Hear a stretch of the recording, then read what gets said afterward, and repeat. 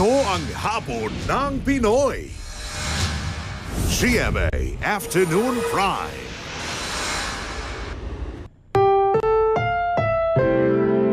Ang programang ito ay rated SPG. Striktong patnubay at gabay ng magulang ang kailangan. Maaaring may masiselang tema, lengguwahe, karahasan, sexual, horror o droga na hindi angkop sa mga bata.